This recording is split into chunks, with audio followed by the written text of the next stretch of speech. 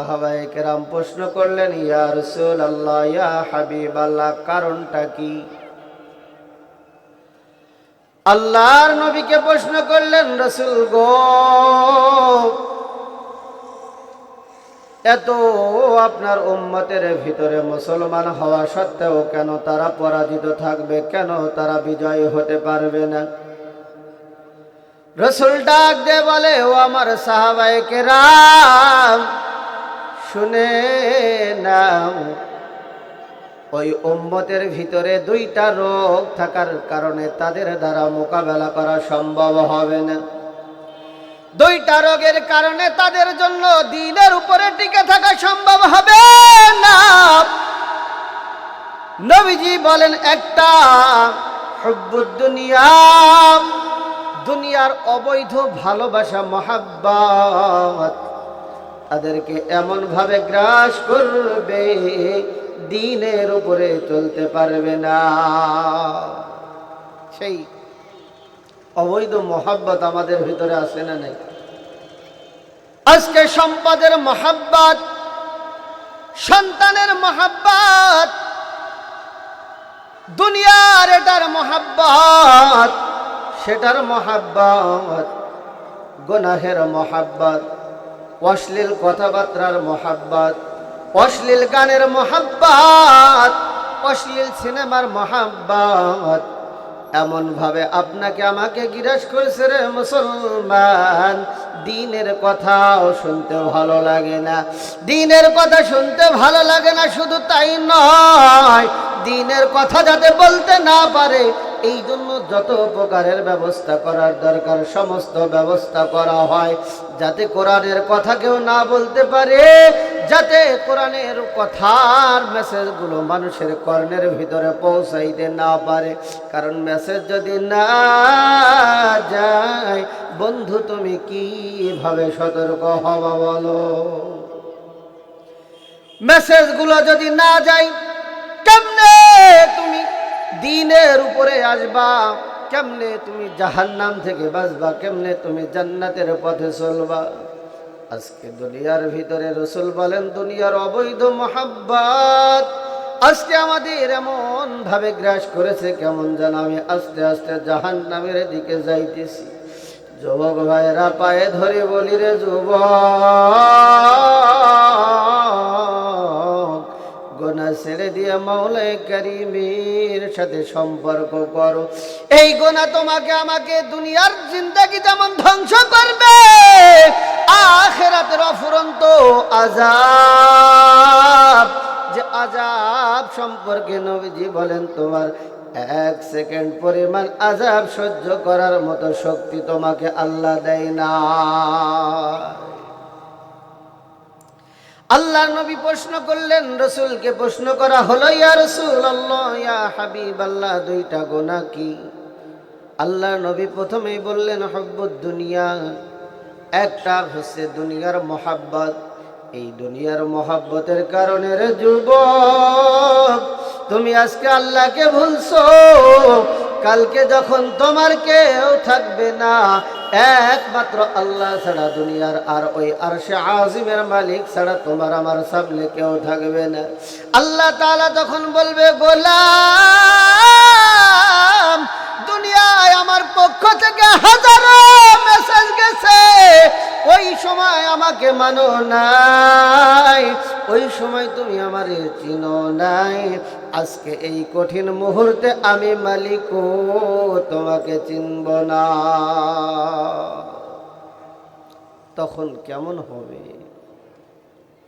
দুনিয়ার জিন্দেগি দিয়ে পরীক্ষা করে দেখো, সন্তান যদি বাপের কথা না শুনে, বাবা কিন্তু ওই সন্তানকে কি করে না, বাসায় জায়গা দেয় না।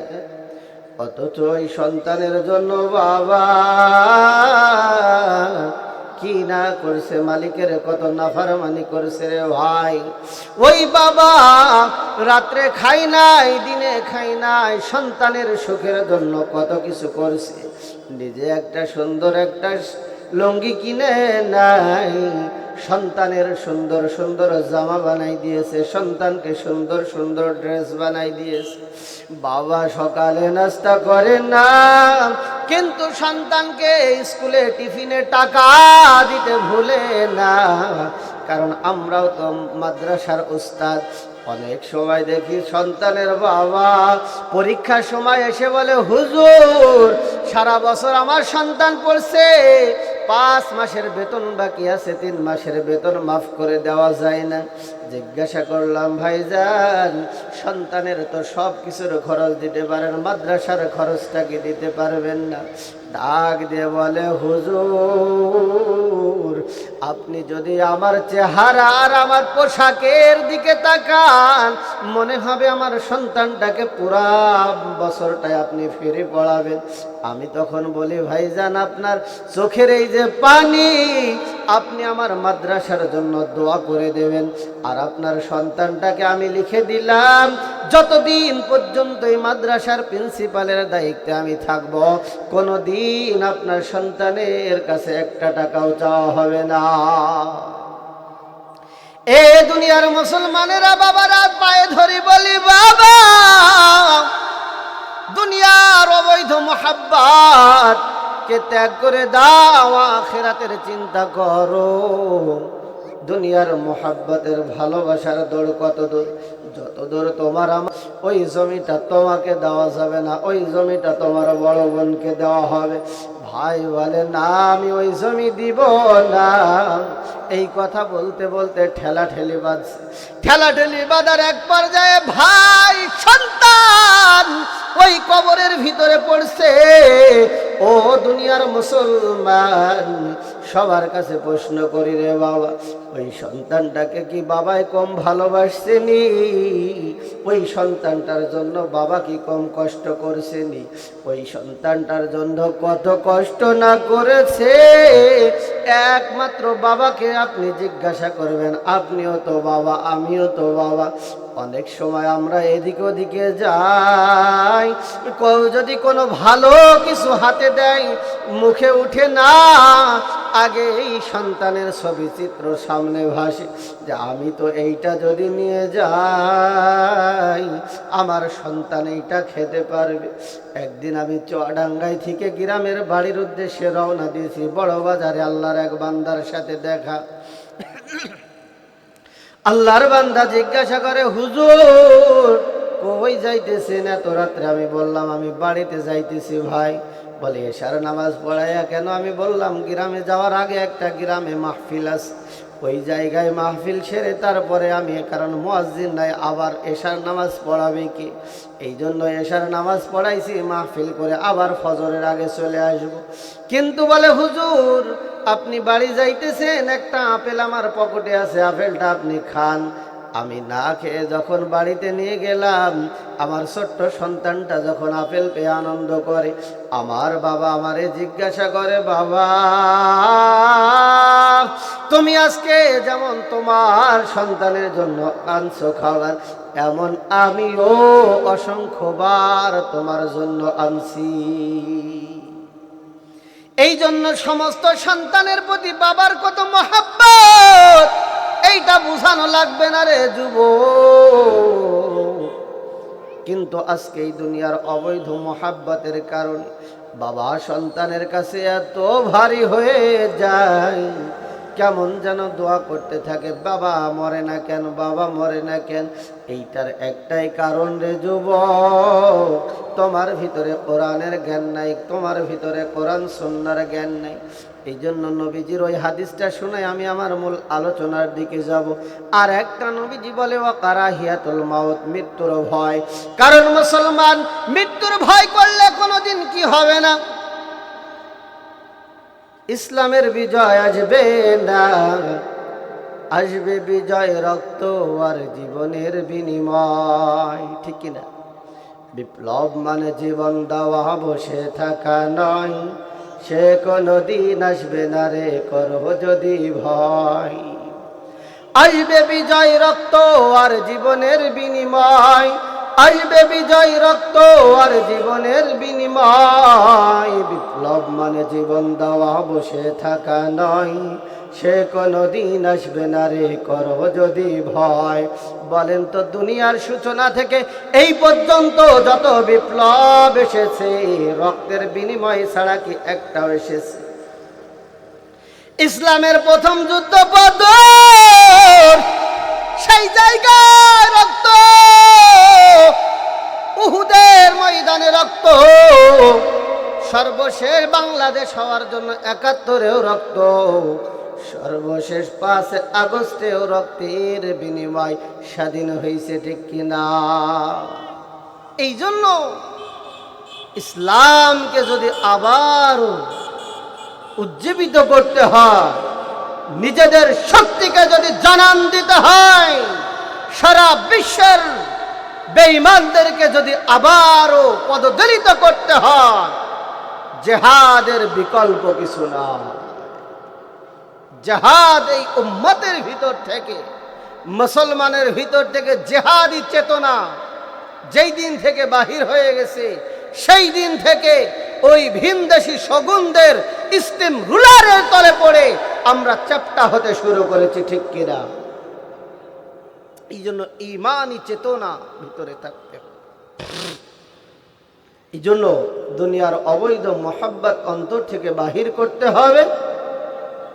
আর দ্বীনের জন্য যদি জীবন দেওয়ার প্রয়োজন হয়, রক্ত দেওয়ার প্রয়োজন হয়, ঘাম দেওয়ার প্রয়োজন হয়, শ্রম দেওয়ার প্রয়োজন হয়, সর্বাত্মক সবকিছু দিয়ে দ্বীনের কালিমাকে উদ্দিন করার জন্য সর্বাত্মক প্রস্তুত থাকতে হবে। পারবো না ইনশাআল্লাহ?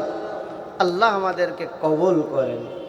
তো আমি যে আয়াতটা তেলাওয়াত করলাম, এই আয়াতের ভিতরে নবীজি সাহাবায়ে কেরামের সুন্দর একটা মানসম্মত, তাদের সঙ্গে পারফেক্ট একটা ঘোষণা আল্লাহ তাআলা দিয়েছে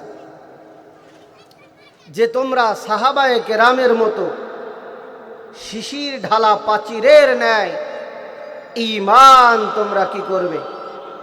নিয়ে আসবে। কারণ এই সাহাবায়ে কেরাম দ্বীনের জন্য কত কষ্ট করেছে কিনা? আজকে যে কোনো কারণে, অজ্ঞতাবশত হোক, যে কোনো কারণে অনেক সময় সাহাবায়ে কেরামের দোষচর্চা হয়ে যায় বিভিন্ন মানুষের থেকে। অথচ আপনাদের কাছে একটা প্রশ্ন করতে চাই, আপনার কাছে আমি যদি কোনো অপরাধ করে থাকি আর আপনি যদি আমাকে সেই বিষয়টা ক্ষমা করে দেন, অন্য কারোর কোনো কথা বলার সেইখানে কি অধিকার আছে? হ্যাঁ, যেইখানে আল্লাহ পাক রব্বুল আলামিন বলেন রাদিয়াল্লাহু আনহুম ওয়া রাদু আন, এ দুনিয়ার গোলামেরা, আমার নবীর সাহাবী নামে যারা ছিল আমি আল্লাহ তাআলা তাদের উপরে রাজি হয়ে গেছি। তাদের উপরে রাজি হয়ে গেলাম শুধু কেন? কারণ ওই সাহাবীগুলো এত দুনিয়ার সমস্ত কিছুকে ত্যাগ করে আমার দ্বীনের জন্য, আমার হাবিবের জন্য জীবন দেওয়ার জন্য প্রস্তুত হইছে। শুধু তাই নয়, আল্লাহর নবীর সব থেকে প্রিয় সাহাবী হযরতে আবু বকর, হযরতে আবু বকরের ছোট্ট একটা জিন্দেগির কথা শোনাই। কেন সাহাবায়ে কেরামের এত দাম? আল্লাহর নবী হযরতে আবু বকরকে আস্তে করে ডাক দিয়ে বলে, ভাই আবু বকর, আল্লাহ তাআলা ইঙ্গিত দিয়েছেন হয়তো এই মক্কাতে আর থাকা যাবে না, এই মক্কা নগরী ছেড়ে আমাদেরকে সুদূর মদিনায় হিজরত করতে হবে। হযরতে আবু বকর ডাক দিয়ে বলে, নবী গো, আল্লাহ তাআলা কি আপনাকে নির্দিষ্ট কোনো সময় বলছেনি? হযরতে আবু বকর ডাক দিয়ে বলে, না, নির্দিষ্ট কোনো সময় বলে নাই, তবে আল্লাহ তাআলা বলছে, নবী গো, যেই কোনো একটা রাত্রে আপনাকে মক্কা থেকে সুদূর মদিনায় দ্বীন প্রচারের জন্য আপনাকে চলে যেতে হবে। এতটুকু মেসেজ হযরতে আবু বকরের কাছে নবীজি বলছে, কিন্তু কবে যাবে তা কিন্তু বলে নাই। হযরতে আবু বকর ওই দিন থেকে ঘুমায় না, শুধু তাই নয়, হযরতে আবু বকর একটা বাহন যে বাঁধে রেখেছে সেটাও ঘুমায় না। শুধু তাই নয় রে গোলাম, হযরতে আবু বকরের একটা মেয়ে ছিল হযরতে আসমা রাদিয়াল্লাহু তাআলা। প্রতি রাত্রে নবীজির জন্য আর বাবার জন্য সুন্দর সুন্দর যতটুকু সম্ভব ভালো ভালো খাবার বানাইতো। কিন্তু নবীজি যে কবে আসবে কেউ জানে না। ওই যে ছোট্ট একটা মেসেজ পাওয়ার সঙ্গে সঙ্গে আবু বকর প্রস্তুত হয়ে বসে আছে। যারা আল্লাহর ঘর বাইতুল্লাহ জিয়ারত করতে গেছেন তারা দেখে আসছেন রসুলের বাড়ির সোজা সোজা আবু জেহেলের বাড়ি। ওই বাড়ির সামনে দিয়ে সুন্দর একটা জায়গা যেখানে বলা হয় জাবালে আবি কুবাইস। ওই জায়গায় ইমাম সাহেব সহ ওই সৌদি বাদশাদের বাসা ওই জায়গায়। একটু পরে এসে বাম হাতে মসজিদে আবু বকর বলে একটা বড় মসজিদ, ওই জায়গায় আবু বকরের বাড়ি ছিল। এর একটু সামনে গেলে জাবালে উমর। হযরতে আবু বকর ঘরের ভিতরে বসা, আবু বকর গেটের পাশে বসে। আল্লাহর নবী একটা রাত্রে যে আবু বকরকে ডাক দিয়ে বলে, আবু বকর। আবু বকর বলে, লাব্বাইক ইয়া রাসূলুল্লাহ। এ আল্লাহর রাসূল, আমি উপস্থিত। আল্লাহর নবী ডাক দিয়ে বলে, ভাই আবু বকর, একটা ডাক দেওয়ার পরেই তুমি যে ডাক ছাড়া পেয়ে গেলে, তুমি কি আজকে ঘুমাও নাই? হযরতে আবু বকর ডাক দিয়ে বলে, রাসূল গো, আপনার আবু বকর আজকে নয়, যেই দিন থেকে আপনি আমাকে বলেছেন আল্লাহর যদি হুকুম হয়, আল্লাহর হুকুম হওয়ার সঙ্গে সঙ্গে তোমাকে আমাকে মদিনার পথে রওনা দিতে হবে, সাথী আমরা দুইজন, তুমি আমার সাথী, আমি তোমার সাথে, আর কেউ সঙ্গে থাকবে না। আবু বকর ডাক দিয়ে বলে, নবী গো, ওই দিন থেকে আমি আবু বকর একটা দিনও ঘুমাই নাই।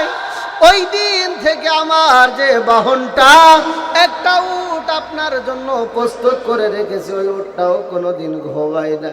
শুধু তাই নয়, আমার ছোট্ট সন্তান আসমা প্রত্যেক দিন খাবার রেডি করে রাখে, আসমাও ঘুমায় না। আপনি এসে আমাকে ডাক দিবেন আর চলে যাবেন। যদি আপনি জোরে ডাকাডাকি করেন, কাফেরেরা হয়তো জেনে যাবে যে মুহাম্মদ হয়তো মক্কা থেকে পালাইছে, মুহাম্মদ মক্কা থেকে পালায় মদিনার দিকে যায়। এই কথার মেসেজ যদি তাদের কাছে পৌঁছে যায়, নবী গো, তারা আপনাকে হত্যা করে ফেলবে, এই ভয়ে আমি কিন্তু কোনোদিন ঘুমাই না। ও আল্লাহর বান্দারা, আল্লাহ তাআলার মুয়াজ্জিন প্রত্যেক দিন ডাকে, আসসালাতু খায়রুম মিনান নাওম, আসসালাতু খায়রুম মিনান নাওম। আমি তো উঠি না, তুমি ওঠো না, কিন্তু নবীজির আশিক দাবি করো, কোন লজ্জায় দাবি করো? আল্লাহ তাআলা ডাক দিয়ে বলে, গোলাম ওঠো, ফজরের নামাজ পড়ো। কিন্তু আমি উঠি না, উঠি না। কবরে কি যাইবা না, চিন্তা করে দেখো না, কবরে কি যাইবা না, চিন্তা করে দেখো না। ওই কবরে আল্লাহ ছাড়া বন্ধু কেহ থাকবে না, ওই কবরে আল্লাহ ছাড়া বন্ধু কেহ থাকবে না। চিন্তা করে দেখো না, কবরে কি যাইবা না, চিন্তা করে দেখো না, কবরে কি যাইবা না। কবর তোমার আসল ঘর, এ কথা কি মনে নাই? কবর তোমার আসল ঘর, এ কথা কি মনে নাই? আজরাইলের ধরা থেকে রেহাই তুমি পাইবে না, আজরাইলের ধরা থেকে রেহাই তুমি পাইবে না। চিন্তা করে দেখো না, কবরে কি যাইবা না, চিন্তা করে দেখো না, কবরে কি যাইবা না। ওই কবরে আল্লাহ ছাড়া বন্ধু কেহ থাকবে না। চিন্তা করে দেখো না কবরে কি যাইবা না। আজান কানে শুনিয়া কেমনে থাকো ঘুমাইয়া, আজান কানে শুনিয়া কেমনে থাকো ঘুমাইয়া। জাহান্নামের ভয় কি তোর দিলে একটু লাগে না? জাহান্নামের ভয়ে কি তোর দিল একটু কাঁদে না? চিন্তা করে দেখো না কবরে কি যাইবা না। ওই কবরে আল্লাহ ছাড়া বন্ধু কেহ থাকবে না। চিন্তা করে দেখো না কবরে কি যাইবা না। কবরে যাবনি সবাই? যাবেননি? কবরে যাইবা, মুখে তো বলছি কবরে যাইব, কিন্তু কবরের প্রস্তুতি আসেনি। কবর এমন একটা ঘর, যেই ঘরের বিপদে কিন্তু কেউ আসবে না, একমাত্র আমার আর আপনার আমল ছাড়া কিন্তু ওই জায়গায় কোনো রেহাই নাই, ঠিক কিনা? যাই হোক, হযরত আবু বকর ডাক দিয়ে বলে, নবী গো, যেই দিন থেকে আপনি বলেছেন আবু বকর হিজরত করে সুদূর মদিনায় পাড়ি দিতে হবে, ওই দিন থেকে নবী গো আমি ঘুমাই নাই। আবু বকরকে বলে, আবু বকর, ও আবু বকর, চলো আমরা সব দুইজন মিলে আল্লাহর রাস্তায় বাহির হয়ে যাই। হযরতে আবু বকর আর হযরতে রাসূল মদিনার দিকে রওনা হয়েছে। পথে যারা আল্লাহর ঘর জিয়ারত করতে গেছেন, অনেক বড় গাড়ে সাওয়ার একটা বড় অনেক উঁচু একটা পাহাড়, যেই পাহাড়ে যুবক আমি উঠতে হাঁপ লেগে গেছে, উঠতে পারি নাই। অনেক যুবক সন্তান উঠতে পারে না, কিন্তু ওই পাহাড়ের উপরে নবীজিকে হযরতে আবু বকর কাঁধের উপরে নিয়ে পাহাড়ের উপরে উঠছে। মহাব্বত মনে হয় কম।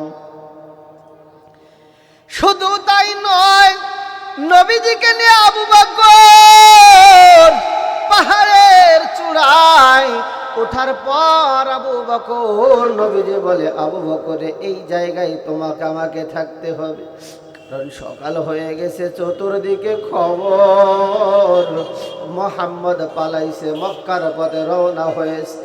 তোমাকে আমাকে যদি কাফেরেরা পায় হত্যা করে ফেলবে। আবু বকর এই গুহার ভিতরে আশ্রয় গ্রহণ করতে হবে। আবু বকর বলে, নবী গো, গুহাটা তো মনে হয় অনেক দিনকার আগের গুহা, এর ভিতরে সাপ পোকামাকড় থাকতে পারে, নবী আমি আগে যাই। নবীজি বলেন, না আবু বকর আমি আগে যাবি। বলে, না নবী গো, ওর ভিতরে যদি কোনো বিষাক্ত সাপ থাকে আমাকে কামড়াবে, আপনাকে তো কামড়াবে না। আমাকে কামড়াইলে আবু বকর দুনিয়ায় থেকে চলে গেলে কোনো ক্ষতি নাই, কিন্তু আমার নবীকে যদি কামড়ায় আর আমার নবীর যদি কিছু হয়ে যায়, আমি আবু বকরের জীবনে বেঁচে থাকা কষ্ট হয়ে যাবে। নবী গো, আমি সর্বপ্রথম এই গুহার ভিতরে নামবো, নামার পরে গুহাটা সুন্দর করে পরিষ্কার করে তারপরে আমি আর আপনি একসঙ্গে বিশ্রাম নেব।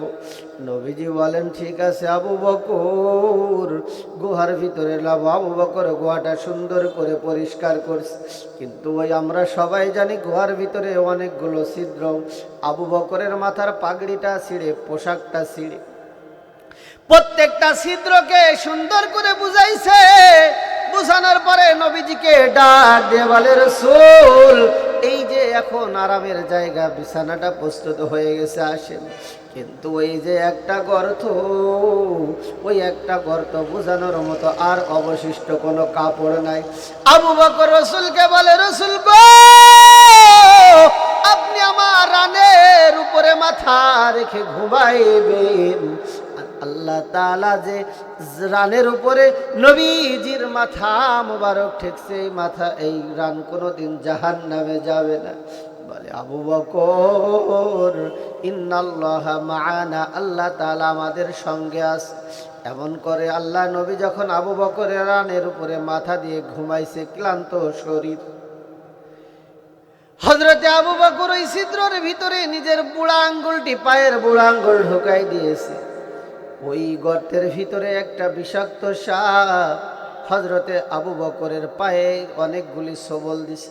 দেওয়ার কারণে বিষ সারা শরীরে জর্জরিত, কান্না অশ্রু ধরে রাখতে পারে নাই। হঠাৎ এক ফোঁটা পানি রসুলের চেহারার উপরে পড়ছে। রসুল উঠে বলে, আবু বকর তুমি কান্দো কেন রে ভাই? ইন্নাল্লাহা মা'ানা, আল্লাহ আমাদের সঙ্গে আছে। ও আবু বকর, কান্নার কোনো কারণ নাই।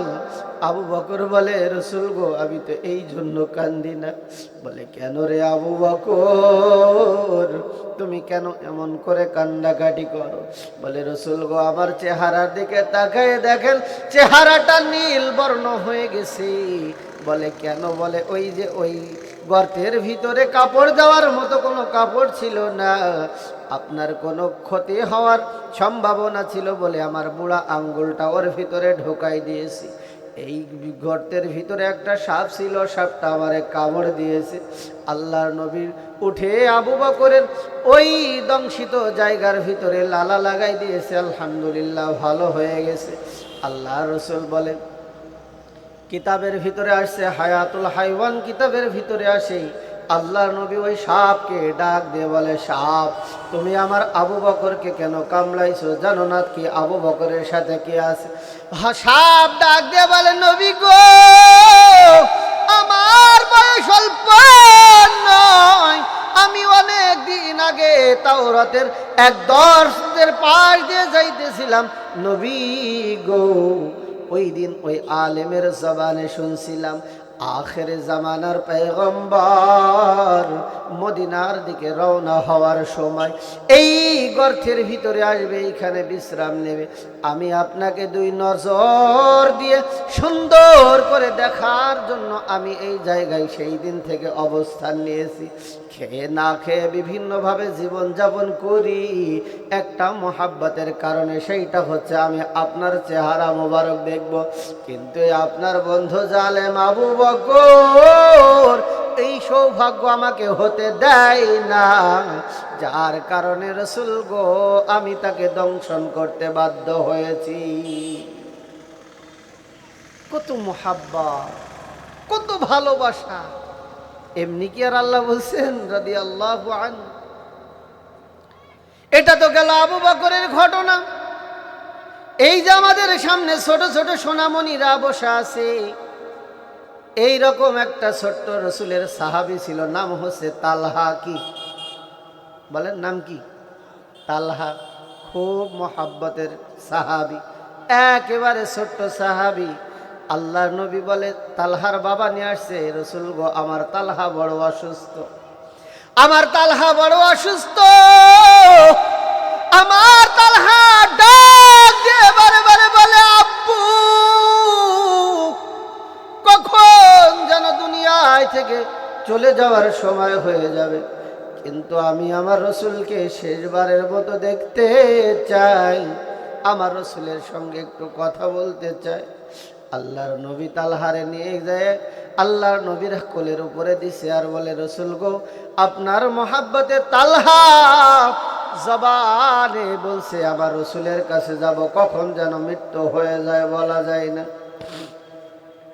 আল্লাহর নবীর কাছে আসার পর আল্লাহর নবী তালহার মাথার উপরে হাত দিয়ে তালহার জন্য দোয়া করে দিলেন, আল্লাহ তোমাকে নেক হায়াত দান করেন। কয়েকদিন যাওয়ার পর তালহা অনেক অসুস্থ হয়ে গেছে। আল্লাহর নবীকে আর সংবাদ দেওয়া হয় নাই, নবীজিও সংবাদ নিতে পারে নাই। কত সাহাবায়ে কেরামের ভিতরে কত মহাব্বত, কত ভালোবাসা রসুলের প্রতি। রাত্রে হঠাৎ তালহার অসুস্থ হয়ে গেছে, হঠাৎ অজ্ঞান হয়ে যায়, আবার জ্ঞান চলে আসে। তালহা ডাক দিয়ে বলে, আব্বু গো আমি যদি মারা যাই আমার রসুলকে রাত্রে তুমি খবর দিবা না, কারণ আমার রসুল যদি আমার মৃত্যুর খবর শুনে আমার রসুল ঘরে থাকতে পারবে না, চলে আসবে। আমার রসুল আমার মৃত্যুর কথা শুনে যদি রাত্রে রসুল বাড়ি থেকে বাহির হয়, আমার কারণে রসুল কত কষ্ট পাবে। আল্লাহ, ছোট্ট সাহাবীর মনে রসুলের প্রতি কত মহাব্বত। ছোট্ট তালহা ওই রাত্রে ইন্তেকাল হয়ে গেছি, রাত্রের ভিতরেই তালহার দাফন কাফন শেষ। আল্লাহর রসুল কয়েকদিন পরে জিজ্ঞাসা করে, ও আমার সাহাবায়ে কেরাম, আমার ছোট্ট তালহার অবস্থা কি? আল্লাহর নবীকে বলা হয়, ইয়া রাসূলুল্লাহ, ইয়া হাবিবাল্লাহ, আপনার তালহা তো রাত্রে কি হয়েছে, ইন্তেকাল হয়ে গেছে। আল্লাহ রসুল তালহার বাবারে বলে, তালহার বাবা, আমার তালহার মৃত্যুর খবর কেন আমাকে তুমি জানাও নাই? তালহার বাবা সাহাবী ডাক দিয়ে বলে, রসুল গো, আমার তালহা বলছে, বাবা, আমার যদি রাত্রে মৃত্যু হয়ে যায়, আমার রসুলকে আপনি আমার মৃত্যুর কথা জানাবেন না, কারণ আমার রসুল শোনার পরে বাসায় থাকতে পারবে না, আমার রসুলের বড় কষ্ট হবে। ও যুবক ভাইয়েরা, মুরব্বী বাবাজিরা, ছোট্ট একটা সন্তানের অন্তরের ভিতরে রসুলের প্রতি যদি এত মহাব্বত হয়, তোমার আমার মহাব্বত কেমন থাকা দরকার চিন্তা করে দেখো।